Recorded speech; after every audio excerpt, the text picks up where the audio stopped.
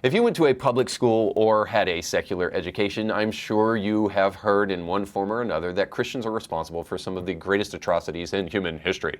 Things like the Crusades and the Spanish Inquisition rank up there with just the worst. Now, while anytime anybody does anything, whether at the hands of a religious person or not, that is a human rights violation, it is horrible, but it might surprise you that in the 250 years of the Spanish Inquisition, only 3,000 people were killed. And it might also surprise you that the bloodiest century in human history, beating out all other centuries before it combined, is the 20th century. And the culprit behind that body count of millions upon millions of dead bodies is, of course, secular humanism, or what I would call leftism. It is leftism that destroys everything it touches. Now, the main reason for this is that leftism places human emotions and feelings above objective truth. It shouldn't come as any surprise to you that when a secular, atheistic, or amoral, agnostic philosophy comes around, that not only do they not have an ability to detail for you and define objective moral values, but they also do not know how to define reality outside of the way that they feel. And that brings us to the modern day left and the president that we presently have in office, because certainly Joe Biden wasn't placed in office because the left has any real objective understanding of what good leadership is. Of course, Joe Biden was voted into office just simply because we needed a grandpa to make us feel better about ourselves in the aftermath of a Trump administration. So, of course, many people didn't take notice of the fact that Joe Biden staged his campaign from a basement and barely did anything and never really came out with any policy procedures that he would run on, but just simply every once in a while showed up at places like the Breakfast Club to declare, "You're not black if you don't vote for me," and things like that. And ended up winning simply because Biden offered some kind of heartwarming feeling to people, whereas Donald Trump stirred up people's visceral emotions. And so again, all I'm saying is that the secular left is perfect and great at replacing logos with pathos, or replacing truth with emotion. And if that weren't so, then why in the world do we continue to prop up Joe Biden as some kind of good president? Now, pushing all of the things with the economy to the side, the man keeps wandering around aimlessly wherever he goes. It's not even funny anymore. Biden just recently wandered away at a Medal of Honor ceremony, leaving everybody in the audience wondering what in the world is going on. Check it out.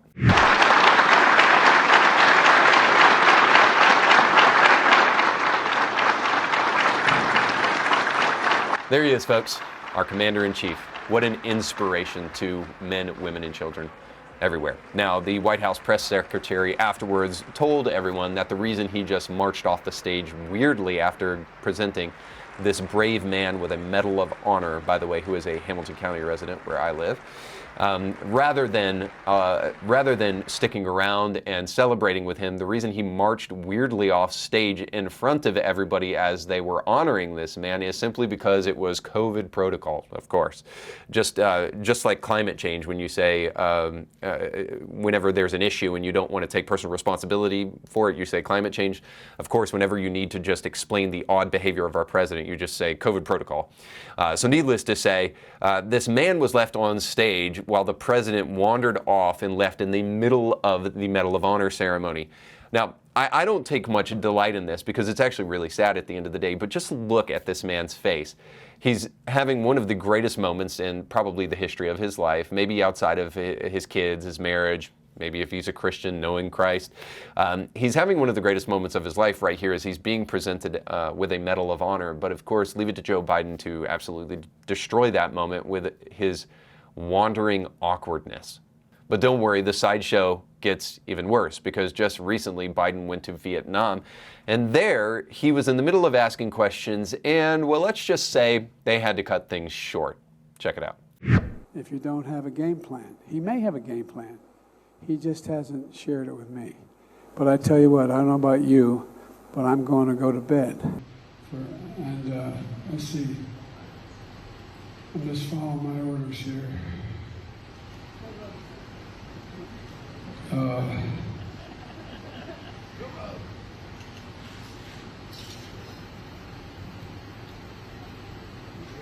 Staff, if anybody haven't spoken, I ain't calling on you. I'm calling. I said I have 5 questions.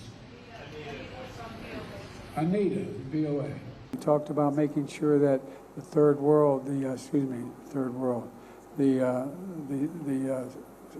southern hemisphere had access to changes, had access. It wasn't confrontational at all. He came up to Thank you, everybody. This ends the press conference. Thanks, everyone. Thank you. Thank you. Now, just a couple of things about that clip.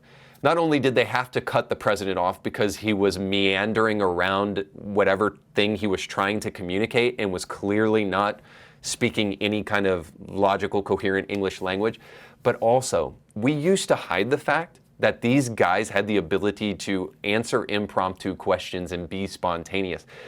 Biden has totally taken the curtain away from the Wizard of Oz here, and now we know beyond a shadow of a doubt that every single one of these people have been pre-selected when he asks them questions, and every single one of these people have already presented the question to Biden, and he knows how to answer it, and he has it on a card written in front of him.